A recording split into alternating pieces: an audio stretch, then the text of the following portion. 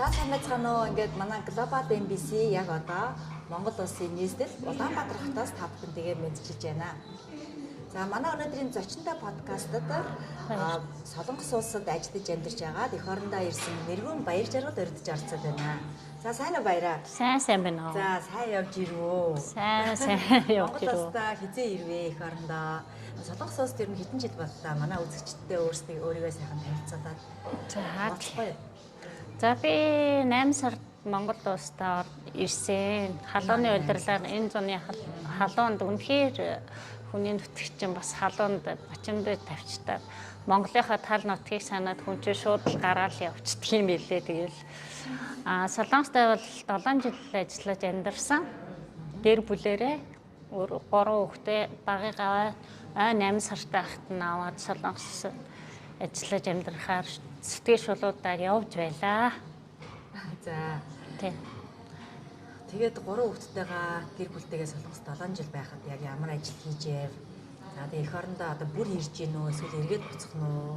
Эх орондоо ирэхэд ямар сайхан боломж байна уу? За тэгээд ер нь бол одоо эх орныхоо өөрчлөлт шинжилгээс бас манай үзэгчтэй хуваалцах. За. Солонгосод 7 жил ажиллаж явах хугацаанд одоо анх очоод хоолны газар зөөгч, угаагч, одоо цэвэрлэгч, айл нүүдгэлтийн одоо чубан гэдэг юм да. Айл нүүдгэлтийн эмэгтэй талынхын ажлыг хийжээлээ. За тэгээд цэвэрлэгээний компанид сүүл очиод нэг удааг байхдаа цэвэрлэгээний компанид явж азар орчихсон. Тэр нь болохоор тухайн үедээ 2016 онд бол 2 айл чинь 75,000, 80,000, 100,000 вон хүрэх хэмжээтэй тиймэрхүү цалин авдаг байлаа. Тэгэхээр тухайн үедээ бол нэлээд их мөнгө өдөртөө авж байгаа болохоор тэгээ ерөн цэвэрлэгээний компанид шингэсэндээ тэгээ тэр ажиллаараа 6-7 жил орчим ажиллаж байгаад ирсэн. Сайн тууштай ажилласан. Ерөөсөө л тэр ажиллаараа нэг мэрэгшсэн юм шүү. Тий ба бүхэл одоо цэвэрлэгээнд эмч хүн ер нь хэдэн жил сураад төгсдөг үлээ тэр шиг би цэвэрлэгээний компани олон жил ажиллаад гаршаад мэрэгшээд ирсэн. Тэгээд Монголдо ирэхдээ тэнд хийжсэн бүх цэвэрлэгээний багаж тоног төхөөрөмж бүх юмаа өөрөө ачуулаад ирээд шууд эндээ тэр ажиллагаа хийгээд үзье л гэж бодож ирсэн. Тийм байна. Одоо ингээд чиний нэг фэйсбүүкээс харахад те яг Монголдо яг энэ чонсуу буюу цэвэрлэгээний ажил хийж байгаа юм байна. Миний надад бол их сайхан санагдсан. Яг ингээд хүний нутагт гой сурсан, мэдсэн зүйлээ эх орондоо ирээд бүтгшүүлж байна те. Цэвэрлэгээ гэдэг бол ер нь хамгийн наацхан мөртлөө хамгийн чухал зүйл байгаа байхгүй юу? Ер нь айл хийж бай, алхам газар хийж цэвэр цэмцгэр байх юм бол тэр бас тэр газар гой хөгждөг те. Тэгэхээр тэр гой нэг яг ингээд 6-7 жил өөрөө бүр ингээд баг мэрэгшээд ингээд ажилласан. Өвчлөлтөө орны тэр цэвэрлэгээний соёлыг ингээд эх орондоо оруулж ирж байгаа нь гой санагдаж байна. Тийм. Тэгээ одоо эх орондоо яг ажиллахад одоо ямар ялгаа байна? Солонгост ажиллах болон Монголд ажиллахад ер нь одоо ялгаанууд юу байна? Нэгдүгээр тал ингээд хэлээ л да. Дэлхийн хөгжилтэй бүхэл оронд энэ цэвэрлэгээ гэдэг үйлчилгээний байгууллага чинь хөгжчихсэн, мэрэгччихсэн, мэрэгжлийн хэмжээнд олон баг тэгээд офис тэрийг зуучилдаг байгууллагууд байна. Тэгээд тэр бол ерөөсөө дэлхийн бүхэл хөгжилтэй оронд хөгжсөн үйлчилгээ хоёрын үйлчлүүлэгчдийн хувьд бол ялгаатай тал их байдаг. Яа тэгэхээр Солонгост бол би бас юм Аз царайтай хүн биш л дээ. Монголдооч бас намайг казак гэдэг тийм жоохон гадаад төрхний хувьд бол солонгос хүн шиг харагддаггүй учраас би солонгосоор яриад ингээ ороход намайг маш сайхан амар гоё солонгос хүн шиг хүлээж авснаа миний царайг хараад жоохон өөр гадаад хүн гэсэн харц мэдрэгдэг байхгүй алхам тутамдаа. Тэгээд за тэр нь яг харагдах үүднээс харагдах байдлаас үнэлж байгаа байдлаа. Ажил үйлчилгээний хувьд адилхан л би пул үнэхээр хийж чаддаг тэрийг мэрэгчсэн учраас сайн хийдэг. Монгол үйлчлүүлэгчийн хувьд бол маш гоё. Хэл нэгтэй бай, соёл нэгтэй бай, нийлэг нэгтэй бай. Түүн дээр бас маш сайхан тэр Монголын хүндэлдэг, хүнийг хүндэлдэг, хинт хичнээн цэвэрлэгээ хийж орж ирэх чаа ч гэсэн тэр хүн намайг үйлчлэгч шигээ хүндэлж хүлээж авч хоолоор дайлж би ажил хийгээд явж идэл хоол идэхээр гайхаж байгаа юм чи Солонгос тийм байдал хизээж байдаггүй. Солонгос яг ганц нэг ундаа авч өгөх, ганц нэг кофе авч өгөх үйлчлүүлэгч байдаг. Тэр үйлчлүүлэгчд бол ажлаа дуусаа шалгахдаа үнэхээр амар шалгадаг, баг нотис бэтгэр шалгадаг гэхүү тийм жоохон ааштай хүмүүс нь хүнийг хүндэлж байгаа юм шиг кофе ус цай авч өгөх боловч жоохон тийм Монгол үйлчлүүлэгчийн хувьд бол үнэхээр сэтгэл дунаа. Үнэхээр баярлалтай намайг ингээд Монгол улстай ирээд ажиллаж хөлбөмбөрлөх боломжийг хангах гэхүү намайг хүлээж авч надад үйлчлүүлж байгаа үйлчлүүлэгчид маш их байдаг. Тэд нарт маш их баярлаж явж байгаа өнөөдөр хүртэл. За Солонгосоос ирсэн хүмүүс гэхээр үйлчлүүлэгчид ядаж цэвэрлэгээ гэдгийг мэдх юм биш үү тийм ээ. Ажил хийгээ сурцсан юм байна тийм ээ гэж асуудаг хүмүүс бас хаяаны гардаг. Тэр хүмүүс маань яг энд байгаа Монголдо байгаа цэвэрлэгээ хийдэг хэд хэдэн компаниудаар үйлчлүүлж үзсэн, ажил хийлгэж үзсэн улсууд байдгийн байлээ. Тэгээд намайг манай хамт олон одоо 3-4 багтай олчихсан. Тэгээд би өөрийнхөө багаар ямар ч байсан очиод үйлчлүүлэгчтэй ажил үйлчлэгээ үзүүлэхэд сэтгэл ханамж бол маш их өндөр байдаг. Тэгэхдээ солонгос хүмүүсийн цэвэрлэгээ хийлгэж байгаа байдал тэрийг харах өнцг нь жоохон өөр. Яагаад тэгэхээр солонгосчууд болохоор бүр булан тохоо бүр даалт байгаа хүний хараагүй, үзэгдэхгүй хүн хэр баргийн мэрэгшээгүй хүн олж харж цэвэрлж чадахгүй газрыг ухаж төмпөж гаргаж ирдэг. Монголчууд маань болохоор за бараг наадлыг өдөр тутмынхаа ажил одоо бараг аяга угаалгаа тэр модоо цэвэрлүүлээ ойр зүрийн бүхэл юм нүдэн тарагдах байдлаа маш сайхан хийх юм бол үнэхээр сайн цэвэрлжжээ гэх. Тийм хоёр ялгаа жоохон хаа нэг харагддаг тал байгаа.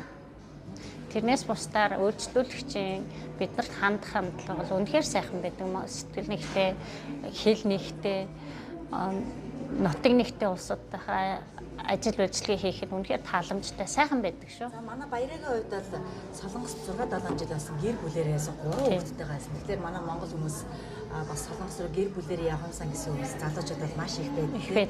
Тэгвэл тэрэн дээр яг нөгөө өөрөө бүр ингээ биеэрээ үтсэн хүний хувьд залуучуудаа сайхан зөвлөж хэлэх үү, гэр бүлээрээ очиход ер нь ямар даваа тал байна?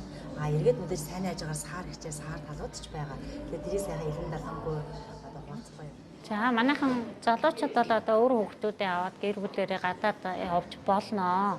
Гадаад явахдаа бас бодох юм байгаа шүү. Хүүхдүүдээ бага насанд нь авч явахаар нөгөө солонгос улсад бол ажиллах цаг маань урт байдаг учраас хувь хүн өөрийгөө хөгжүүлэх болон хүүхдийг ажиллах цаг маань их хомс болчдгоо. Тэгэхээр нөгөө их хэлээ мартаад их хэлээ сурахт нь их хэлээ мартахгүй, их хэлээ хөгжүүлэхэд нь сайн дэмжиж яахгүй бол манай гэр бүлийн жишээг авах юм бол манай баг 2 хүүхэд маань солонгосоор ярил их амар байна. Монголоор ярихаар их хэцүү байна, төвөгтэй байна, удаан байна гэдэг юм уу. Тэгээд баг охин маань бүр солонгосоор цэцэрлэгт хэлд орсон учраас монголоор ярихад гадаад хүн шиг л ярина. Тэгээд тэр хүүхдтэйгээ ингээ хэл сурахт нь ажиллах цаг маань их хомс. Манай баг охин бол ерөөсөө монголоор ярьдаг, солонгосоор л ярина, солонгосоор дуржигт л ярина. Тэгээд сая зуныхаа амралтаар Монголд ирлээ. Тэгсэн чи хэлний асуудал гарч байна. Яагаад вэ гэсэн чи манай өвч 8 сартай явсан. Тэгэл өр зээл тавиал байр аваад явсан улсууд чи яадгийн нөгөө өр зээлээ төлөхийн төлөө материалын юмда их хөрөнгө оруулалт хийгээд өр зээлээ төлөхийн төлөө зүтгэл олсон мөнгөө тийшээ явуулаад тэгээл Монгол руу явуулаад тэгээл байраа авахын төлөө зүтгээд байсан. Нөгөө баг жоохон хүүхдээ солонгосоор ярьж яхад нь за солонгос хүүхдүүдтэй ялгаагүй хилтэй устаа болоод одоо өстэй хөөрхөн яриад байна гэл баяс тухайн үедээ Ёстой солонгосоор ойлголцоо цэцэрлэгтээс багш нартаа сайн ойлголцоо хүүхдүүдтэйгээ сайн ойлголцоо сайхан байна даа гэж боддог байлаа. Хожим ингээл одоо ингээд бид нар би чинь бас нас явж гин эх орондоо ажиллаж амьдрмаар байна. Монголдо ирэх гэсэн чинь нөгөө хүүхдүүд маань солонгос тасцсан. Солонгос орчиндөө тасчихсан солонгос хэлтэй. Тэгээд энд амралтаар Монголд төр хугацаанд л ирдэг л дээ. Зуны амралтаар ирэхээр солонгосын зуны амралт чинь цөөхөн хоног амардаг. Тэгээд тэр цөөхөн хоногоор ирчээд Монгол талаа байхгүй шүү. Монгол талаа байхгүй шүү гэнгүүт аав ээж нь Монголдо байж ажиллаж амьдрмаар байдаг. Би чинь бас ганцын цэвэрлэгийн компани биш өөрхийн бизнес байгаа л та. Тэргээр хүүхдүүдэд тэжээх хангалттай боломжтой. Гэхдээ нэгэнт би солонгос улсад олж авсан хийсэн эндээс ажиллаа яагаад энд хийж болохгүй гэж гэдэг үднэс хийж байгаа. Манайхаас ч гэсэн 3 сараар болон аялын визээр, мульт визээр янз янзын хүмүүс очдог. Эмч, багш, одоо сөүлэгч бүхэл мэрэгчлээ хүмүүс очиод бас тэнд очиж цэвэрлэгээ хийдэг л аахгүй юу. Тэгэхээр би яагаад тэр энэ ажлаа энэ Монголдо ингэж хийж болохгүй гэж хийгээд зориглоод шамдаа явж байгаа. Гэтэл хүүхдүүдээ авчираад энэ Монголдо нутагшуулъя гэхээр нэг асуудал гарчаад байна. Тэгэхээр залуу гэр бүлүүд болон хүмүүсээр нь хүүхдээ аваад багад нь авч явахдаа хоёр хэлтэй ер нь хэлийг нь бол хаягдуулж болохгүй шүү. Монгол хэлээ заавал авчвал дээрээ монгол хэлээ заавал хүүхдээ хаягахгүйгээр хүүхдээ сайн эзэмшүүлж яваарай. Ядаа чи монгол хэлээ бол уншиж чаддгүй махад ярьдаг байх хэрэгтэй байгаа байхгүй юу?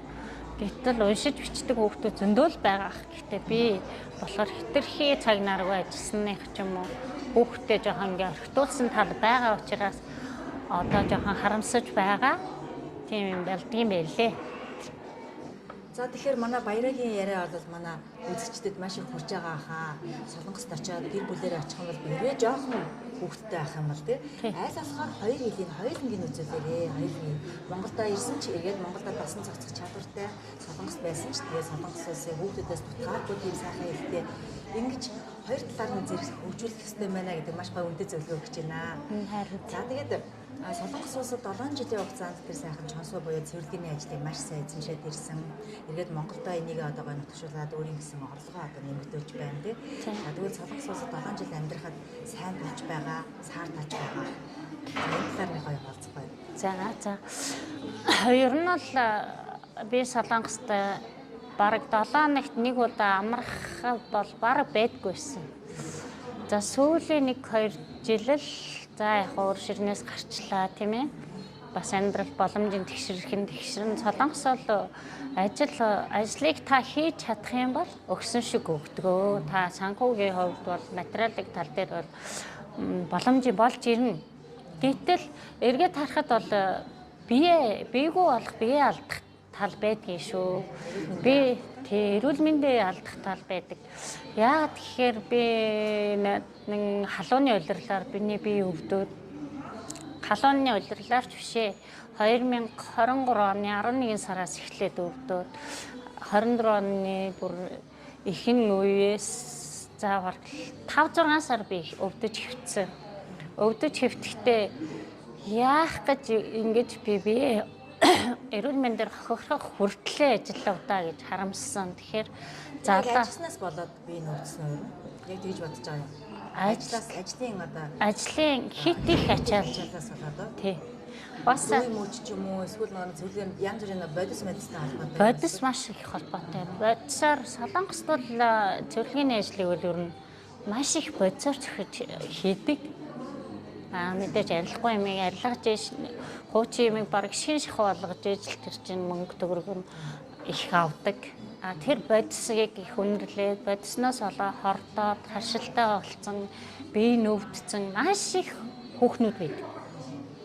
Тэгээ цэвэрлэгээний ажлаас ороо гар хөлн өвдсөн, хөлн өвдгөн гар нь мөрөн өвдсөн, гар нь өвдсөн, гараа бүр ингээ хөдөлгөж чадахгүй болсон эмэгтэйчүүд маш их байдаг шүү. Ингээ бүр гараа бадцчих чадахгүй болсон эмэгтэйчүүд байдаг. Тэгэхээр тань тэр бас яах вэ? Мөнгө төгрөг бол эрхчлөө санхүүгийн эрхчлөөнд гарах боловч эрүүл мэндээр хохирох хүртэл битээ ажиллаарай л гэж хэлмээр. Тэгэхээр одоо манай баярагийн өгч байгаа мессеж бол маш гоё чухал мессеж болж байна тийм. Солонгос улсад 7 жил амьдрахдаа зөндөө олон юм сурсан. Тэгээд 7 жилийн хугацаанд бас өөрийн гэсэн санхүүгийн эрхчлөөнд хүрчээд байна тийм. Өөрийнхөө хиймээр зүйлийг их нутагтаа ирээд одоо өөрийн гэсэн бас нэг дэлгүүр ажиллаж байна тийм. За тэгээд цэвэрлэгээний компани байгуулад ингээд баг болд бүрдүүлээд ажиллаж байна. Энэ бол яг нөгөө цаашдынхаа амьдралынхаа их усүр орлогоогоо бүр ингээд болгочоод ирж байгаа. Тэгэхээр нөгөө Солонгос улсад 7 жил амьдэрсэн маань маш гоё сайн таваа талтай байна. Өөрийн гэсэн хоримтлаа бүрдүүлээд ирсэн учраас ийм боломжтой байгаа юм. Тэгээ байрны хувьд ч гэсэн тийм. Хэрвээ 7 жил Монголд одоо ямар нэг яг нэг тогтмол цалинтай ажилласан бол бас 7 жилийн хугацаанд байрныхаа өрийг дарж чадах ч байсан юм уу, өгөөч байсан юм уу тийм. Тэгээд одоо яг ингээд дэлгүүр илүү дутуу юм ажиллах боломж байсан ч юм уу, үгүй ч юм уу гэж мэдгүй. Тийм учраас бас сайн тал нь бол байна. Сайн талтай. Ингээд хоримтлал үүсгэсэн. Тийм бас нэг гэтэл цаар тал гэдэг маань хамгийн гол нь тэнцвэртэйгээр амрахтаа амраад ажиллахтаа ажиллаад хэд их мөнгөндөө одоо нэг ач холбогдол мөнгөнд хэтэрхий их одоо анхаарлаа хандуулахгүйгээр өөрийнхөө эрүүл мэндийг бас бодоо. За би энэ цагт ажилласан юм чинь нэг өдөр нь амраа дааж гэдэг юм уу те 2 өдөр нь амраа дааж гэдэг юм. Хэд их амралтгүйгээр ингэж явах юм бол бас эрүүл мэндэд асуудал бий болдгоо шүү гэдгээ баяраа одоо өөрийнхөө бие дээрээ ингээд гарсан зүйлийг та бүхэн тэгээ нэг нөгөө хуваалцлаа. Маш гоё. Үнтэй сургам зөвлөмж өгсөн маш их баярлалаа. Тэгээ бас нэг юм хэлчихв. Манайхан Монголд очихоор л ерөөсө болохгүй бүтэхгүй амьдрал утгагүй Монголоос бид нарыг Солонгост ингээд хармаар байсан ч гүрийгээл өвдсөн ч гүрийгээл ингээд ажиллаж байхад те битгээр Монголд ястаа бүтэхгүй амьдрал байхгүй наанал байж. Гэтэл чи эрүүл мэндээ алдаад эрүүл мэндээр хохирчоод өвдөө шаналаа зовоод харих гад асуухаар ахтуу хамаатан садан чи юм болохгүй бүтэхгүй гэдэг. Тэр хүмүүс өөрсдөө тархины туралхиудаа одоо нэг хайрцаглагдсан байдаг юм шиг санагдсан. Яагаад тэгэхээр би өөрөө энд ирээд ингээд өөрөөс мөнгө төгрөгийг олж болох өөрийнхөө чаддаг юм хүн ер нь юу чадна, юу тарин түүнийг аавна гэдэг шиг тий. Юу сайн чаддаг вэ түүнийгээ л хийчих. Тэгэхэд энд амьдрал болохгүй юм алга. Монголд сайхан байна, ахтуу хамаатан садантайгаар амьсгалсан ч ууж юм сайхан тал нутаг минь байна. Гараад гүйсэн ч сайхан. Солонгос ч хаяа нэг бүр харийн нутагт авчтаад байна. Харсан зүгтээ гүүмээр байна гэд гүүхч газар болтдгүй шүү дээ. Яг үнэндээ заримдаа бол тэр шиг манайханыг бас хитрхи битээ Монгол бүтэхгүй болохгүй гэдэг үг бол бас хитрхи харгас үг. Энд бол ажил өөрөө за бодолтой янмал гэдэг амьс байгаа. Амьсны үйлдвэр хийж байгаа хүн бол өөрөө тэнд амьсны үйлдвэрт ажиллаж байгаа л тэр амьсныхаа үйлдвэрлэлээр өнөөдөр хөл дээрээ тогтсон Монголын тэргуун баян болцол явуулж байна. Би цэвэрлэгээ хийж байгаа цэвэрлэгийг энд хийж болохгүй гэж та гагнуур хийж байгаа бол гагнуураа ирээд хийч. Юу ч хийжсэн та хийж байгаа юм аа. Харин эндээ ирээд хийх чадвартай болтлоо эзэмшчихэл ир. Тэр таны хөрөнгө оруулалт. Цаашид хоолныхаа мөнгийг олж идэх боломж чинь тийм учраас таны миний их оронд боломж байна. Ахтуу хамаатан сатантайгаа аз жаргалтайгаар ажиллаж амьдрах боломж бол байна. Улс их маань яг улс төрийн хувьд бас тийм асуудалтай ч гэсэн улс их орн маань боломжийн сайхан байна. Хүмүүс нь өөрчлөгдөж, хүмүүс нь хөгжиж байна. Тэгээд харийн хөгжлийг, харийн соёлыг өөрсдөө эндээ нутагшуулаад ороод ирэхэд болохгүй бүтэхгүй юм өөр алга гэж хэлээ та. Тэгэхээр бидний яг хэлэх гээд байгаа зүйл маань ерөөсөө хүний нутагт гадагшаага явж олно, үзэх юмаа үзээд, сурах юмаа сураад, тодорхой зорилготойгоор, хугацаатайгаар өөрөө хүүхдэд яг хаана яаж хүрэх юм бэ гэдэг зорилгоо сайхан тодорхой тавиад эргээд эх орондоо ирээрээ. Эргээд эх орондоо ирэхдээ битгий айгаараа, битгий одоо бусны өгөөд итгэхий автаараа тийм. Яг хүн өөрийн харах өнцгтээ өөрийн зарим хүмүүс нь одоо ирээд юу хийх вэ гэсэн хүмүүс ч байгаа л да. Яг одоо тийм юм сураагүй ч гэдэг юм уу тий одоо ирэхээр одоо бизнес хийхээр тиймж боломж байхгүй, нэмж боломж байхгүй гэж маш олон юмуд зүйлүүд бол байгаа. Гэхдээ аль болохоор болох талаас нь бодоод өөрийнхөө хийж чаддаг юу ч байж болно. Тэрнгээрээ бас их орондоо амьдрал үзэх юм бол болохгүй зүйл байхгүй шүү. Ийм сайхан зүйлийг бид хуваалцж байна. Тийм ээ. Бүгдээрээ гадаад улсаар сураад үзээд эргээд эх орондоо ирдэг бай. Эх орныхаа эзэн бай. Эх орондоо төлөв бүтэн сайхан амьдарцгаая гэдэг сайхан мессеж нөгөө подкастаараа та бүхэндээ өгч байна. За баярлалаа намайг урьж оролцуулсан. Танай телевизийн хамт олон шинэ ондоо аз жаргал эрүүлийн гууртуудаа наслах бас өсөн дэвчгийн ёроолыг хүсье. За баярлалаа. Ингээд Улаанбаатар хотод ийм их одоо төвчрээдээ цаг завгүй үедээ ажил ихтэй үедээ бидний бас урилгыг хүлээж аваад цаг зав гаргаад бидэндээ сайхан нэг нугаа ярилцсан. Баяраа маш их баярлалаа. Цаашлын ажил үйлсэнд өндөр амжилт хүсье. За баярлалаа. За ингээд бидний нэвтрүүлгийг үзсэн үзэгчид та бүхэндээ бас баярлалаа. Баярлалаа. Ирж буй шинэ оны мэнд хүргэе.